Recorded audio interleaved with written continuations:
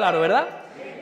¿Les parece si nos ponemos de pie y abrimos la Biblia en el segundo libro de Reyes? Ya después nos sentamos.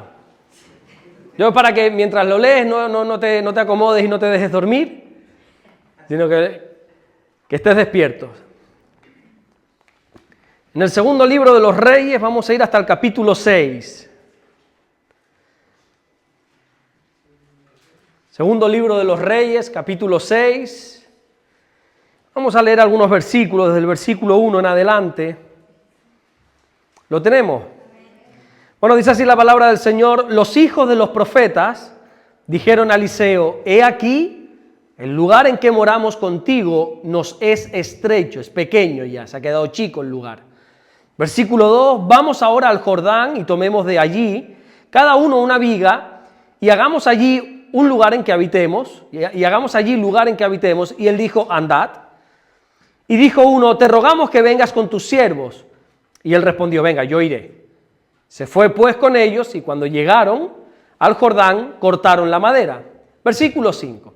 Aquí empieza lo interesante. Y aconteció que mientras uno derribaba un árbol, se le cayó el hacha en el agua, y gritó diciendo: ¡ah, Señor mío, era prestada! El varón de Dios preguntó: ¿dónde cayó?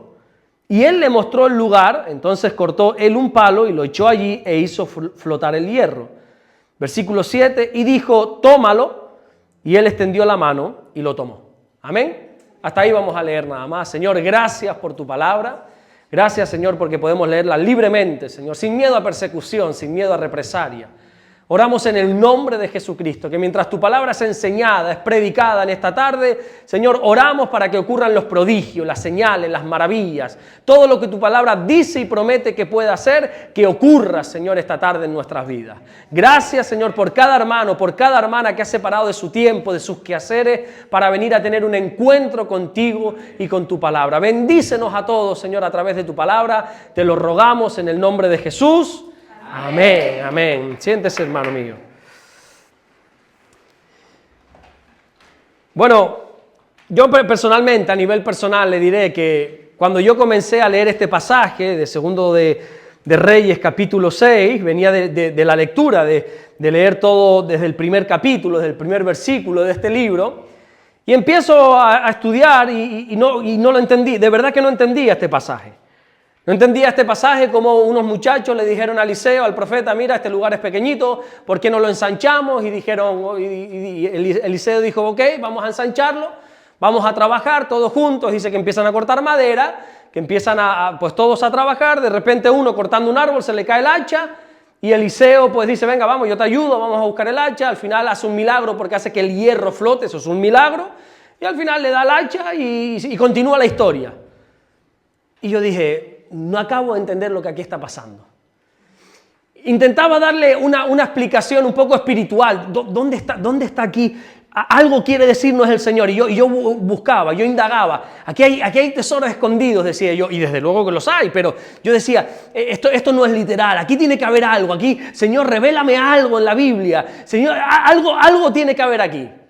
Claro, yo tenía esta mentalidad, porque si tú te lees el capítulo, por ejemplo, 4, el anterior, o los dos anteriores del segundo libro de los Reyes, o sea, venimos de una serie de milagros tremendos. En el capítulo anterior, por ejemplo, en el capítulo 5, encontramos la sanidad del comandante del ejército sirio, de Naamán el sirio. Encontramos cómo este hombre, dice la Biblia, que tenía lepra, y una muchachita que había por ahí por la casa, dice: mira, yo sé cómo tú puedes ser sanado. Aquí hay un profeta de Dios. Ve y que él ore por ti. Ah, ok, está bien, dice él. Entonces él, bueno, para no hacerte la historia muy larga, dice que va a ver al profeta y él se lleva un chasco porque él pensaba que el profeta iba a salir, iba a decir: wow, tengo frente a mí al gran general sirio, y le iban a poner las manos, iba a orar por él. Y Eliseo ni salió de la casa. Eliseo, dice la Biblia, que mandó a su criado, a Giesi, y se asomó por la ventana y dice: ¿quién es ese? Dice: no, es el general. Dice: vete tú, yo no voy a salir. Y mandó al criado a que atendiera al general. Esto le sentó fatal al general sirio. Le sentó como una patada, que no, ¿cómo me haces esto? Y encima el mensaje del profeta fue: dile que se vaya a lavar 7 veces al Jordán. Yo creo que muchos de ustedes han estado en el Jordán. El Jordán es bonito para los que creemos en Dios, los que leemos la Biblia. Oh, el Jordán es un río sucísimo. O sea, el Jordán es un desastre como río, lleno de algas, estás ahí metido y te pasan los palos por aquí, es un río muy sucio. Y entonces este hombre no solamente se enfada porque el profeta no sale a buscarle, sino porque encima me dice que me vaya yo al Jordán. Habana y Farfar no son mejores ríos que el Jordán, como para encima yo tener que humillarme y meterme en ese río sucio. Y le dice Giesi, el siervo de Eliseo, sí, tienes que ir. Y no una vez, 7 veces le dice. Así que este hombre se fue enfadado, pero bueno, parece que luego entra en razón por diferentes motivos, y ahí va y se introduce 7 veces en el Jordán y fue sano. Luego seguimos leyendo y vemos como en el segundo libro de Reyes, capítulo 4, versículo 42, encontramos que como 100 hombres fueron alimentados tan solo con 20 panes, dice la Biblia. Había un hambre en la tierra y de repente le dicen a Eliseo, mira, no hay para comer, hay estos 20 panes. Parece mucho a la historia de después más adelante con Jesús, ¿verdad? Un muchachito que le puso unos panes, unos peces al Señor. Pero en este caso es Eliseo. Y dice, no, solo hay 20 panes y esto no va a dar para todos. Y él dice, no, vamos a repartirlo. Dice la Biblia que empiezan a repartir a esos 100 hombres y milagrosamente eso se multiplicó que hasta sobró pan. Claro, uno viene de esa serie de milagros grandiosos, de alimentación de multitudes. Vemos como, por ejemplo, también en un hambre sobre la tierra, dice Eliseo, no, venga, vamos a cocinar con lo que sea. Y uno de ellos sale a buscar por ahí unas hierbas. Ustedes saben la historia, yo se la cuento a mi manera, pero uno sale por ahí a buscar unas hierbas y meten en una olla un montón de hierbas y no sabía que eran venenosas, dice la Biblia. Y entonces empiezan a cocinar, imagínate un caldero para 100. Yo no sé esos calderos los calderos de antes de las viejitas, ¿verdad? Que eso cocinaban para 100 personas. Y empiezan a cocinar y de repente empiezan a comer y dice uno, hay muerte en la olla. Hay muerte en la olla. Dice que esto está envenenado, no se puede comer. Y se le dice, tranquilo. Coge harina, la tira por arriba. No parece que está haciendo como magia. No. Estas son cosas de los profetas de antes. Tiraba harina y dice, coman que ya está bien. Y come, dice que se saciaron y le sentó de maravilla. Eso, un milagro otra vez a una multitud, cosas tremendas. Venimos de ver la historia de la tsunamita, cómo la tsunamita recibe al profeta en la casa y le hace un cuartito y lo deja dormir. Este profeta tan agradecido le dice, ¿qué quieres que te haga? Y ella dice, no, yo tengo de todo, gracias a Dios. Dice, bueno, pero habrá algo. Dice, sí, es que no puedo tener hijos junto con mi marido, le dice. Ok, déjame orar por ti. Y ora por esta tsunamita y dice la Biblia que queda embarazada y que da a luz un precioso hijo. Bueno, lo de precioso me lo invento yo, pero da a luz un hijo. Como fue el Señor, para mí fue precioso seguramente. Un hijo precioso, pero años más tarde dice la Biblia que a este niño le empieza a doler un poco la cabeza, se acuesta sobre las rodillas del padre y se muere. Y esta mujer coge al muchacho, lo mete en la misma habitación que años atrás Eliseo se había quedado, lo acuesta muerto, cierra la puerta y le dice al marido, me voy a ver al hombre de Dios, al varón de Dios. Voy a ver a Eliseo. Y cuando llega Eliseo, le dice, mira Eliseo, lo que acaba de pasar con mi hijo, el milagro que hiciste un día, ahora se acaba de morir. Eliseo va, se acuesta sobre el niño, ¿verdad? Empieza a orar, hace que el niño entre en calor y el niño resucita. Estamos encontrando la resurrección de un niño. Es un milagro grandioso, es un milagro hermoso. Y unos versículos después nos encontramos con una viuda. Se había quedado viuda la pobre antiguamente. Hoy te quedas viuda y gracias a Dios el Estado mismo te ayuda, tú misma tiras para adelante. Pero antiguamente quedarte viuda era la desgracia. Era una desgracia terrible. O huérfano, era una desgracia. Si el hombre de la casa se moría, eso era ruina. Por eso la Biblia habla mucho de las viudas y de los huérfanos. Entiendan esto. No en sí que haya que atender a las viudas y los huérfanos, que también. Lo que está hablando la Biblia es de los necesitados, cuando se refiere a las viudas y a los huérfanos. Entonces esta viuda se había quedado sin futuro ninguno, encima los acreedores estaban viniendo a cobrarle porque tenía deudas y acude al profeta, es que mi marido ha muerto, y dice el profeta, ¿qué quieres que te haga yo? Así le dice, ¿qué te hago yo? No, que ayúdame, dice, ¿qué tienes en casa? Dice, no, nada, apenas un poco de aceite, dice, ok, comienza a conseguir vasijas, comienza a recolectar envases por todas las partes, cubos, vasijas, lo que tú quieras que sea, y empieza a derramar aceite, con ese poquito de aceite, derrama aceite. Y dice la Biblia que empiezan a traer vasijas y vasijas y vasijas a la casa y de ese poquito de aceite empezaba a llenar vasijas enteras, es un milagro de multiplicación tremendo. Y cuando esta viuda dice, tráeme más vasijas, no hay, y entonces cesó el aceite, se acabó el aceite. El milagro llegó hasta donde le llegó la fe a los hijos de buscar vasijas. O sea, venimos de una serie de milagros tremendo. Resurrecciones de muertos, multiplicación de alimentos, provisiones milagrosas. Pero es que si tú te vas ya después al capítulo 6, al capítulo 7, lo mismo. Vemos cómo Dios libera al ejército de Israel de mano de los sirios. O sea, una cosa tremenda. Entonces tú vienes con este subidón, tú vienes con este wow, resucitar muertos, haciendo cosas, y te encuentras que a un hombre se le pierde un hacha. Y tú dices, algo tiene que haber aquí. No me creo que me hables de la resurrección de un niño y luego me cuentes que la Biblia se detiene para hablar de que a un hombre se le pierde un hacha. Y que la Biblia se detiene para contar cómo el hombre de Dios, cómo Eliseo se detiene y empieza a buscar el hacha. Después de estos milagros, yo digo, aquí tiene que haber un mensaje. Tiene que haber un mensaje espiritual, algo grandioso que se me está escapando de las manos. Este hacha tiene que representar algo, algo tiene que haber aquí. Y al final me doy cuenta de que no. De que Dios pone el medio del capítulo 4, del capítulo 5, de estos grandes milagros, pone el medio en este principio del capítulo 6, como a un hombre se le pierde un hacha. Como todo un equipo de trabajo se detiene, como el mismo hombre de Dios se detiene a buscar el hacha de este hombre, y luego continúa la historia con una liberación y con un montón de cosas. Y yo aprendo de que a Dios le preocupan nuestras pequeñas cosas. De que es cierto de que Dios está involucrado en los grandes asuntos de la vida. Está involucrado en la resurrección de un niño que acaba de fallecer. Está involucrado en el hambre en el mundo. Está involucrado en grandes cosas. Pero que Dios también le da importancia a esas pequeñas hachas que se nos pierden. A veces pensamos que Dios está muy ocupado en grandes cosas, pero sin embargo, a Dios le preocupa tu hacha. Ese pequeño asunto que quizá otros no le dan importancia. A veces nosotros pensamos que Dios está únicamente con el pastor Manolo, ahora que está de gira por los Estados Unidos. Ahora veíamos un vídeo llenando salas y no, wow, el Señor está allí, increíble. Pero aquí también está. A veces pensamos que el Señor está involucrado nada más en esta desgracia que le ha pasado a Turquía, a Siria, ¿verdad? Y está ahí un montón de iglesias, un montón de hermanos nuestros ayudando allí. Estamos orando para que el Señor haga una restauración en este país por la desgracia del terremoto que ha pasado. Y Dios está allí, pero Dios está aquí también. A veces nuestra mente se va y piensa que Dios está nada más ayudando a los ucranianos metido en este asunto global que puede desencadenar la Tercera Guerra Mundial. Y sí, yo no lo pongo en duda, pero Dios también está aquí. Dios también está pendiente de las insignificantes hachas que se nos pierden día a día. Yo te hago una pregunta, es un poco metafórica, pero espero que la entiendas. ¿Cuál es tu hacha?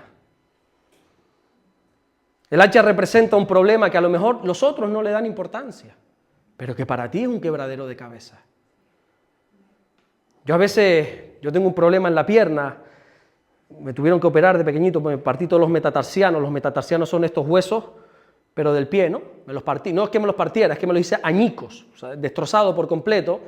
No me lo curé bien, me tuvieron que operar, me tuvieron que poner clavos, no me lo curé bien, entonces a mí se me duerme el pie. Siempre tengo que estar con calcetines. Ahora estoy con calcetines gordos porque hace frío. Pero yo en verano tengo que estar con calcetines también. Así estemos a 40 grados ahí en Canarias. Ustedes no saben lo que es eso, pero hay parte en la tierra que llegamos a 40 grados. Yo tengo que estar con calcetines. Y voy a la playa y a lo mejor me lo quito un momento, me baño y me tengo que poner otra vez el calcetín porque si no se me duerme el pie. Y a veces se me cae la cara de vergüenza de decirle al Señor, ay Señor, mira que se me duerme el pie, cuando en la iglesia tengo una persona que se está muriendo de cáncer. Y yo digo, pero ¿con qué cara me presento yo al Señor para decirle, Señor, es que se me duerme el pie, tengo unas hormiguillas en el pie? Cuando miro a mi lado y hay una persona muriéndose de cáncer. El hacha representa algo pequeño que piensas que es absurdo pedirle a Dios. ¿Cómo voy a pedirle yo a Dios que me ayude a encontrar las llaves del coche cuando a fulano lo que se le ha perdido es la salud, es el matrimonio que se le está viniendo abajo? ¿Con qué cara me presento yo al Señor? A decirle, Señor, ayúdame porque mira, las llaves del coche y llego tarde a lo que quiera que... Y me vienen esos pensamientos, pero ¿con qué cara te presentas tú al Señor para eso? El hacha representa esas pequeñas cosas comunes del día a día. Y lo que me gustaría enseñarte es que Dios se preocupa por el hacha. Dios se preocupa por esas pequeñas cosas que a ti te preocupan, por más pequeñas e insignificantes que sean. Cuando uno se pone a estudiar la vida de Jesús, te rompe todos los paradigmas, todos los protocolos. Jesús es experto en romper todo protocolo. Si tú a mí me dieras a elegir y me dijeras, ¿cómo haría acto de presentación el Señor? ¿Con qué milagro? Digo, wow, con la multiplicación, con yo, ¿qué sé yo? Con algo grandioso. Ustedes saben cuál fue el primer milagro del Señor. ¿Cuál fue? Convertir el agua en vino. Claro, uno porque ya conoce la historia, pero ponte a pensar por un momento. Convertir el agua en vino, pero ¿qué milagro es ese, Señor? pero si tú todavía me dices que no hay vino en esa boda y que lo has tenido que... No, pero es que la Biblia nos aclara y nos lo dice claramente que el vino que había ya se había gastado, es decir, ya la gente estaba... Yo sé que ustedes tienen un concepto de los judíos santos, inmaculados, pero los judíos... Ahí las bodas son de 3 días, de 4 días, ahí había tinajas, dice la Biblia. Tinajas que se habían gastado ya por el vino. O sea, la gente estaba alegre, entiendan esa palabra.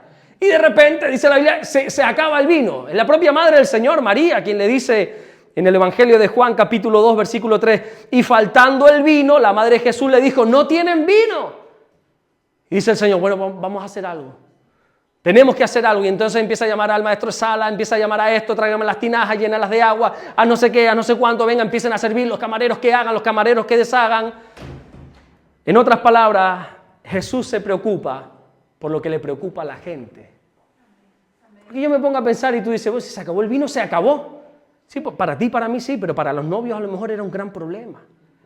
Se me ha acabado el vino, no te preocupes, el Señor hace un milagro. Dios se preocupa por nuestras pequeñas cosas. Ahora, ¿cómo obra Jesús en esas pequeñas cosas? Y lo vamos a ver en esta historia del hacha. ¿Cómo encontró este hombre el hacha?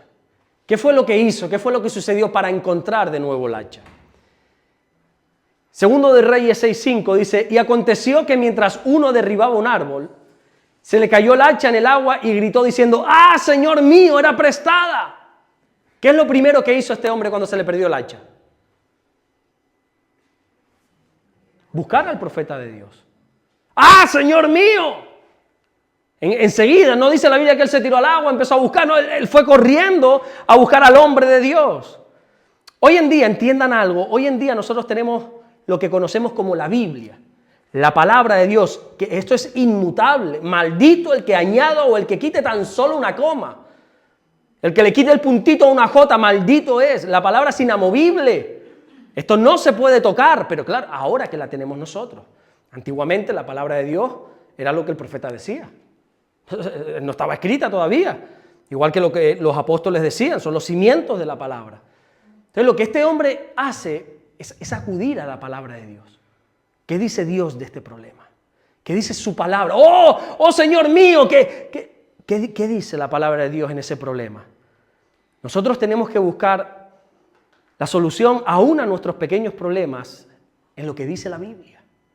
¿Qué dice? La Biblia habla de los últimos tiempos, de lo que pasa, problemas grandes como tratábamos esta mañana, la caída del hombre en pecado de toda la humanidad. Todo eso habla la Biblia, pero también te da soluciones para tu día a día.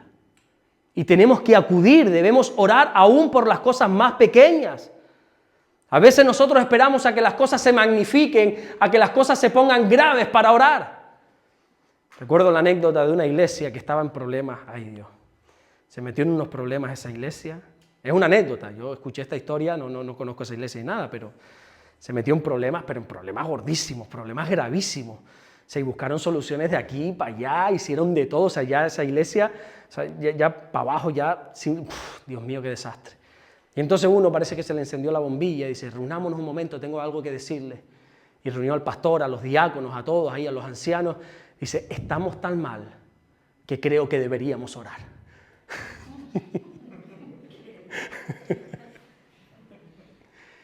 Está la cosa tan grave que yo planteo que nos pongamos a orar, dijo él. A veces esperamos a que las cosas se pongan feas para orar. ¿Por qué no oramos al principio? ¿Por qué no oramos? Nada más se nos pierde el hacha. Oh, Señor, se me ha caído el hacha. Claro, no es un drama, para ti no, pero para este hombre se le ha perdido un hacha. A lo mejor era lo único que tenía. La oración, entiendan algo muy bonito de la oración. La oración es sanadora, claro que la oración sana. Claro que la oración, cuando oramos los unos por los otros, somos sanados. Claro, pero la oración también es preventiva. Por favor, entiendan eso. Entonces, ¿por qué tengo que esperar a estar mal para orar? No, puedo prevenir. ¿Por qué orar cuando he caído en pecado si ya el Señor me dice, ora para que no entres en tentación? Entonces, ¿la oración es sanadora? Sí. ¿La oración es restauradora? Sí. Pero la oración es preventiva. Entonces uno puede acudir cuando ve el más mínimo síntoma a algo, acuda al Señor en oración. Desde el mismo momento que el hacha se te escapa de tus manos, acude al Señor en oración. Acude a la palabra a ver qué dice. Fíjate el versículo, te lo voy a leer otra vez porque hay tantas cositas que podemos aprender.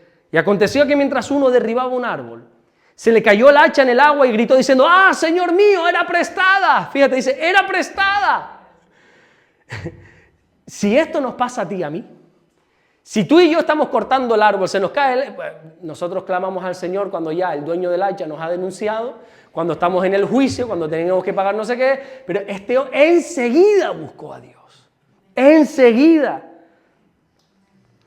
Esto le pasa mucho, por desgracia, a los matrimonios. Los matrimonios suelen pedir ayuda cuando ya no hay remedio. A Damaris, a mí, es que se nos presenta cada caso a veces.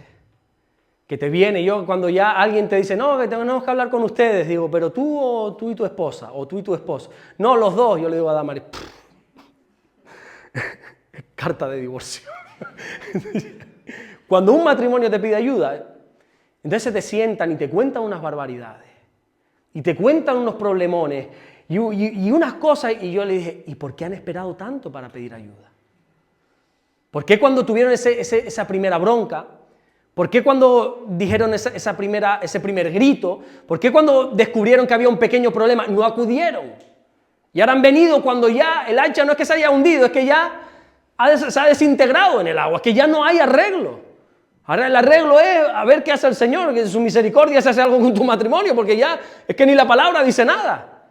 Entonces a veces nosotros tensamos mucho la cuerda para acudir a Dios.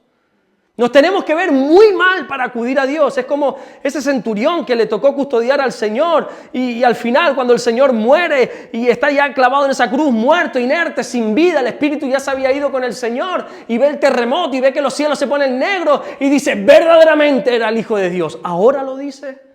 ¿No podrías haber creído en Jesús cuando estabas caminando con Él al lado con vida cargando la cruz? Ahora reconoces a Jesús. Entonces a veces nosotros aguantamos mucho para orar. ¿Por qué? Sobre todo los hombres. Las mujeres no tanto quizá. Las mujeres son... Hablo para vergüenza de los hombres, lo digo, ¿no? Pero las mujeres, gracias a Dios, son más sensibles al Señor. Y ellas por nada acuden. Pero los hombres somos ¿verdad? Es decir, yo puedo, esto lo arreglo yo. Yo la hacha, yo me tiro y la cojo. Yo no molestes a Eliseo, yo me tiro y yo la cojo. Yo sé bucear. No, yo tengo un primo que tiene un traje de neopreno y yo me tiro y buceo. Los hombres somos así. Y tardamos en pedirle ayuda al Señor. Tardamos demasiado en doblar nuestras rodillas, en doblar nuestra cerviz, en dar nuestro brazo a torcer y decirle, Señor, ayúdame. Y quizá cuando le digamos eso ya es demasiado tarde. Claro que el Señor hace milagros. Pero yo creo que en las pequeñas cosas debemos acudir al Señor, siempre. No esperemos a tener un gran problema. Busquemos a Dios aun cuando las cosas son pequeñas. Mira, en Tenerife... Nosotros ahora vivimos en Fuerteventura, pero en Tenerife, que somos de allí, hemos estado muchos años viviendo allí, en Santa Cruz, que es la capital, es imposible aparcar. Se parece a Bruselas, es imposible ahí, eso es imposible. Yo oraba al Señor. Yo iba con mi cochito, con mi furgoneta de trabajo, y decía, ay Señor, dame un sitio para aparcar, Señor. Y algunos me decían, pero qué bobería. Bueno, bobería para ti, pues yo llego y aparco, tú no. Tú tienes que pagar un parking, o tú tienes que hacer, yo le pido al Señor esto. Tontería, puede ser. Pero el Señor me responde.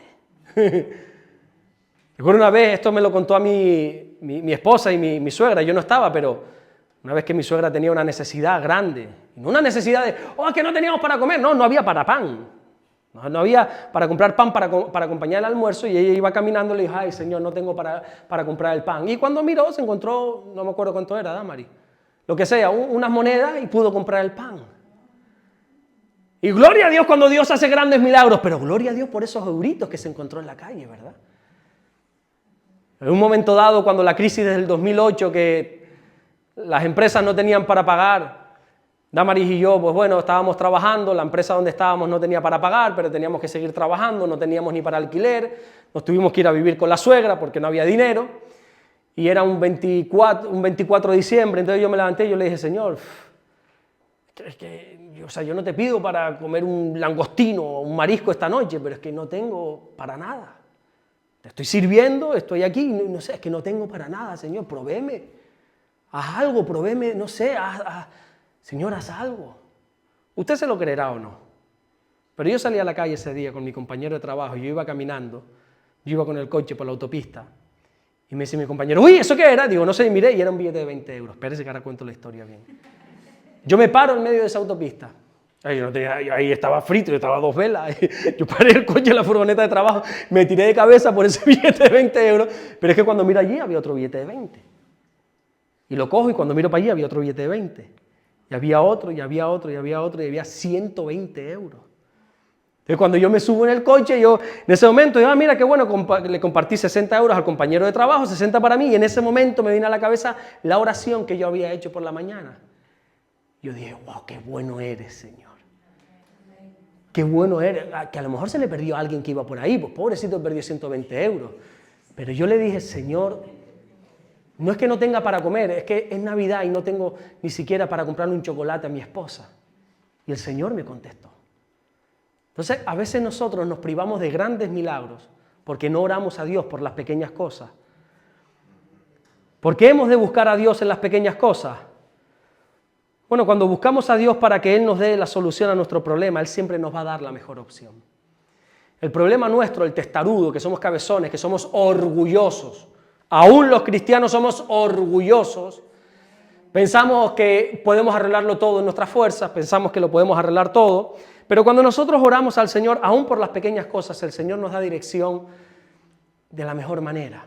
Te pongo un ejemplo para que lo entiendas. Cuando María se queda embarazada, José, ante eso, claro, nosotros sabemos que fue del Espíritu Santo, pero, hijo mío, ponte en la piel de José, que te venga tu novia y te diga, estoy embarazada, no hemos tenido relaciones, y es del Señor, ya. Nosotros porque sabemos la historia y sabemos que fue así, pero ponte por un segundo la piel de José. Entonces, humanamente, José solo tenía 2 alternativas. Solo tenía 2, denunciarla, decir, no, mira, yo no tengo nada que ver, pero eso conllevaba a que le iban a lapidar, porque la fornicación estaba castigada con la lapidación. Entonces José dice, bueno, solo tengo esta opción. O la denuncio públicamente o yo digo públicamente a mi familia y tal para no pasar vergüenza, que ese hijo no es mío, que ella, vete tú a saber, que dé explicaciones ella, pero eso conlleva que la van a matar. O, dice José, no, mejor voy a dejarla secretamente. La Biblia dice, y José, como era justo, quiso dejarla secretamente. Eso significa que José iba a quedar como el malo de la película. José iba a desaparecer. De tal manera que al día siguiente, cuando se despertara toda la familia, todo el pueblo, porque ahí se conocía todo el mundo, y vieran a María embarazada y a José que no estaba, iban a decir, qué malo José, la dejó embarazada y se fue, y la pobrecita iba a ser María.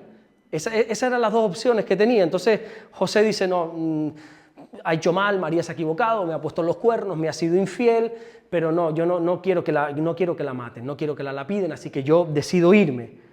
Ahí en Mateo capítulo 1, versículo 19 dice, José su marido, como era justo, y no quería infamarla, quiso dejarla secretamente. Y pensando él en esto, he aquí un ángel del Señor le apareció en sueños y le dijo, José, hijo de David, no temas en recibir a María tu esposa, a María tu mujer, porque lo que en ella se ha engendrado del Espíritu Santo es.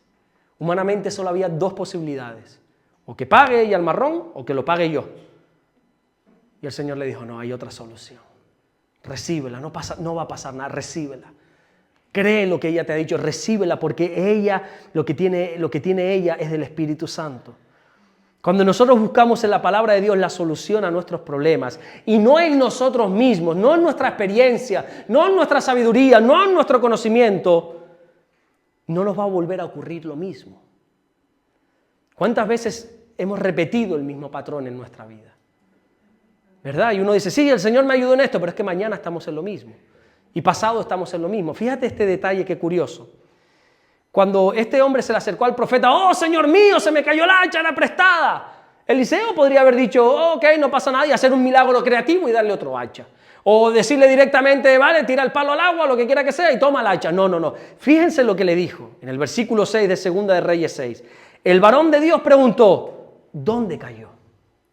Atentos a esto. ¿Dónde cayó?, le dijo el profeta.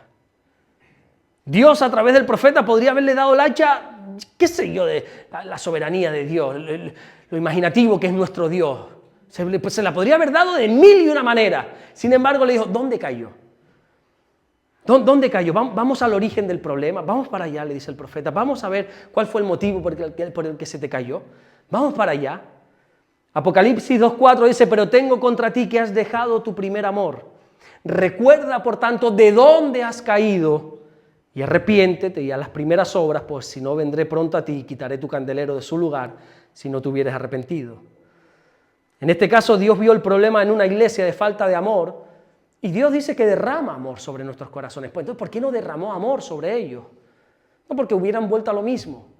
Dios dijo, no, recuerda de dónde, vamos al origen. ¿Por qué te está pasando eso?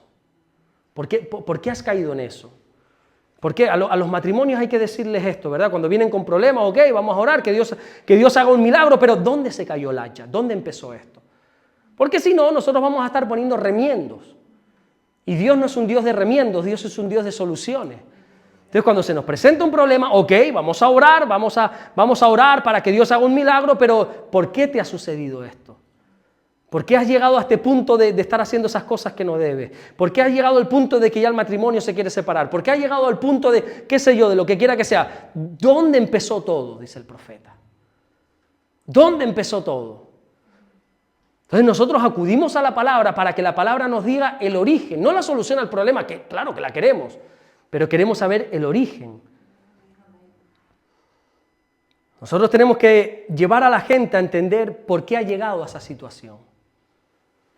¿Qué es lo que ha pasado para que tú hagas eso? No es que cometí no sé qué cosa, el pecado que tú quieras, ¿verdad? Ok, vamos a orar para que Dios restaure, venga, vamos a orar para que Dios haga, vamos a orar. Pero ¿por qué ha sucedido? No te olvides, porque de nada sirve ahora restaurar esto si mañana vas a volver a lo mismo. ¿Por qué ha sucedido esto? Eliseo también representa un poco aquí, permíteme un poquito, como el líder del momento, o el pastor, o la autoridad del momento. Y este hombre, cuando se le pierde el hacha, va en busca de ayuda a este hombre. Y aquí podríamos aprender también de que en nuestras luchas no estamos solos. Hay hombres, hay mujeres de Dios que ha puesto en nuestro camino para que lloren con nosotros. La Biblia dice llorar con los que lloran. Entonces, ¿por qué estás llorando solo? ¿Por qué estás llorando solo por ese hacha que se te ha caído si aquí tienes una preciosa familia y puedes comentar tus cosas? Claro, hay que tener sabiduría también para contar tus intimidades, ¿verdad? Porque algunos lo usan para orar, otros para chanchullear. A veces tú le cuentas una vez, ¿sabes lo que me dijeron? Uno tiene que ser sabio, ¿no? A quién le cuentan las cosas. Pero fíjate cómo a este hombre se le cae el hacha y él no dijo, bueno, se me cayó, es mi culpa, pues yo me tengo que buscar la vida. Y no, él acudió a Eliseo. Nosotros subestimamos muchas veces el poder que tiene la iglesia. Nosotros, fíjate lo absurdo que muchas veces llegamos a pensar nosotros. Pensamos que la iglesia es un lugar donde venimos, nos reunimos, escuchamos la palabra y nos vamos. Si esto fuera así, pues Dios, yo qué sé, nos hubiera dicho, pues, quédate en tu casa y ponte un vídeo de YouTube y escucha la palabra, no sé, o lleva tu fe en solitario. No, pero es que Dios ha creado, ha formado una familia. Y la iglesia tiene un poder que nosotros de verdad que no lo valoramos. Claro que uno puede sobrevivir en excepciones sin iglesia. Puedes sobrevivir, claro que sí, porque no tienes iglesia, porque vives en lugares donde hay persecución y no hay iglesia.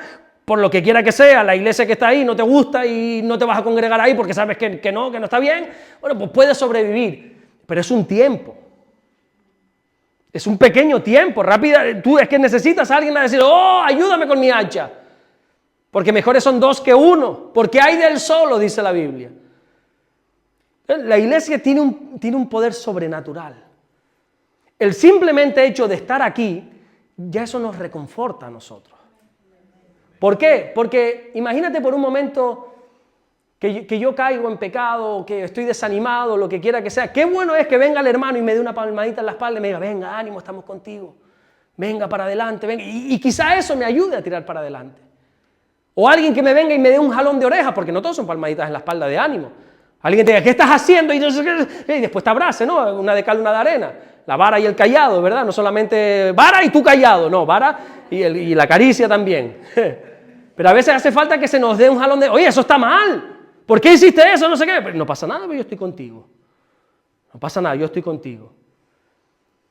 Entonces nosotros tenemos que entender que la iglesia, nosotros necesitamos tener comunión los unos con los otros. No, yo en mi casa, yo me congrego, yo con la Biblia, maravilloso, ahí está el Señor. Yo estoy convencido, ahí está el Señor. El Señor está cuando tú cierras la puerta de tu habitación, tu Padre está en lo secreto. Sí, pero ay del solo. Ay del solo. Porque todos, ¿sabes cómo somos? Así, mira, emocionales. Y hoy estamos con Dios que lo queremos todo y gloria a Dios y voy a servir y voy a hacer y voy a ir a las naciones y al día siguiente no oraste ni por los alimentos, ni te acordaste. Y vivimos y tenemos pensamientos, entonces necesitamos una comunión, alguien al que acudir. Ahora, solo hubo un requisito, ya voy a terminar con esto. Solo hubo un requisito para que el hombre pudiera tener de nuevo el hacha en su mano. Y fue la obediencia a la palabra de Dios. Mira, ahí en el versículo 6 dice, el varón de Dios preguntó, ¿dónde cayó? Y él le mostró el lugar. Entonces, Eliseo dice que cortó un palo, lo echa allí e hizo flotar el hierro y dijo, tómalo. Y él extendió la mano y lo tomó. Fíjate cómo fue el hombre obediente. Eliseo le dio Eliseo, ya que cortó otro palo, lo tiró ahí, podría haber estirado la mano. Pero él dijo, estira tú la mano. Y el obediente estiró y lo cogió. La obediencia a Dios y a su palabra. Y si estás tomando nota, ponlo. A Dios y a su palabra. A Dios y a su palabra, única y exclusivamente. La obediencia a Dios y a su palabra trae bendición a nuestras vidas. No a lo que dice el pastor. Porque si yo como pastor enseño algo que no está acorde a la palabra de Dios, no me hagas ni caso, no se te ocurra obedecerme. Te lo digo así, ¿eh? Si yo te digo, como le dije una vez, estaba enseñando acerca de la obediencia a la iglesia, y yo le dije a una muchacha que era nuevita y me quise aprovechar para ponerla de ejemplo, y le dije, mira, lávame el coche, por favor, que yo tengo otras cosas que hacer, lo intento espiritualizar, que yo tengo que ir a estudiar la Biblia. Ah, sí, pastor, yo te lo lavo. Pero ¿cómo que tú me lavas el coche? Pero, ay, hay que lavar el coche al pastor. ¿Qué tonterías son esas? Obediencia a Dios y a su palabra. Y yo me sujeto a mi pastor de la misma manera que mi pastor se sujeta a Dios. O el pueblo que le dijo a Josué, yo estaré contigo de la misma manera que Moisés, que Dios estuvo con Moisés. O sea, Josué, si tú estás con Dios de la misma manera que Moisés estuvo con Dios, yo me sujeto a ti. Sed imitadores de mí, dice Pablo, ¿cómo? Como yo lo soy de Cristo. La obediencia es a Dios y a su palabra. Y si lo que se enseña de aquí no va conforme a la palabra, pero es súper bonito, súper motivador, oh, gloria a Dios, pero si no es de la palabra, ni caso. Por favor se los pido, porque entran tantas desgracias por esto, por aprovecharse del púlpito, por aprovecharse de la autoridad, por aprovecharse del puesto que Dios nos ha dado. La obediencia es a Dios y a su palabra, pero para eso tienes que conocer la palabra. Porque si no te podemos enseñar tantas cosas erróneas. Yo una vez puse a la iglesia en prueba y dije un disparate bíblico. Y dije, ¿cuántos dicen amén? Y la gran mayoría dijeron amén. Y yo dije, estén pendientes de lo que dicen, hombre.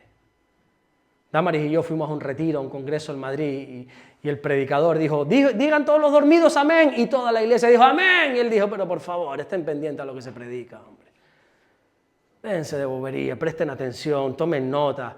Miren a ver si este que está aquí les está predicando la palabra o está diciendo tonterías y chorradas y cosas agradables al oído. Entonces, por favor, seamos serios con la palabra de Dios. La obediencia a la palabra siempre trae la bendición. Y cuando nosotros acudimos a la palabra de Dios con nuestro problema, Dios suple. Dios es tan imaginativo, es tan creativo.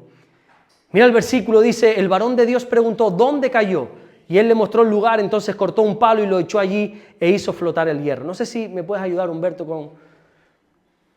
Fue Eliseo, que representa la palabra, quien proveyó del palo necesario. Porque la palabra al final nos suple lo que hace falta. ¿Y cómo lo hace? ¿Cómo nos suple? Bueno, ya hemos dicho que Eliseo representa la palabra de Dios, pero ¿quién es la palabra de Dios también? Lo decíamos esta mañana en Juan capítulo 1, versículo 1. En el principio, ¿qué dice? ¿Cómo empezaba Juan capítulo 1, versículo 1? Lo vimos. En el principio era el Verbo. Y el Verbo era con Dios y el Verbo era Dios, es Dios. El Verbo es Jesús, es la palabra. Jesús es la palabra encarnada. Cuando uno acude a Jesús, a la palabra, cuando uno acude a Jesús, Jesús siempre nos va a dar la solución, siempre. Siempre. Y en este caso fue un palo que Eliseo hizo, pero ese palo yo lo represento con la cruz, esa madera, ¿verdad? Al final el Señor siempre la salida nos la da a través de la madera, de la cruz. La cruz es la solución a todos nuestros problemas. La Biblia dice que si uno está enfermo es la cruz lo que nos trae sanidad. Son las llagas en la cruz lo que nos trae sanidad. Que si uno está afligido, la cruz te da gozo, te da alegría. Que si uno está envuelto en maldiciones, ella te trae bendición. Que si estás enemistado con fulano, con mengano, aún con Dios, con tu padre, con tu madre, con tu hermano, dice la Biblia que la cruz trae reconciliación con todas las cosas. ¿Estás en serios problemas? La cruz trae restauración. En definitiva, acerquémonos a Dios aún en las pequeñas cosas. Ese pequeño dolor de cabeza, ve a Dios y ora. Ese pequeñito problema familiar, ve a Dios y ora. Esa pequeña situación que muchos podemos tener, ve a Dios y ora. No esperes a que el problema se haga más grande. Porque también va a haber solución quizá, pero va a haber mayores consecuencias a su vez. Como matrimonio estás en problemas, busca a alguien que puedas ir y decir, mira, por favor, ora por mí. A lo mejor no cuentes ni tus intimidades porque nadie las quiere saber, pero pídele a alguien que ore por ti. No, yo todavía esta noche yo llego a casa y yo hablo con ella, yo lo arreglo. Déjalo, no te preocupes. Como me dijo una vez uno, en mi matrimonio mando yo. Ok, está bien. A los 3 meses se separaron. No tensemos la cuerda con Dios. Dios está con nosotros aún en las pequeñas cosas. En esas pequeñas tristezas que podamos tener, Dios está ahí. Claro que Dios está en las grandes cosas, pero también en tus pequeños problemas. Cuando se te cae un hacha, qué ridículo, un hacha, cuando hay mucha gente trabajando, muchas más hachas, sí, pero es que es mi hacha. Quizás tú no le das importancia, pero para mí esto es un quebradero de cabeza. Claro que faena que tú tengas una deuda de 5.000 euros, pero es que a lo mejor esos 5 euros que yo debo a mí me quita el sueño. Ora a Dios por eso. Por esas pequeñitas cosas, esas situaciones, no, es que a mi hijo le están haciendo bullying. Ora al Señor. No, pero ¿a quién le están pegando? Bueno, pero a tu hijo le están insultando. Ora al Señor. No esperes a que el problema se haga mayor.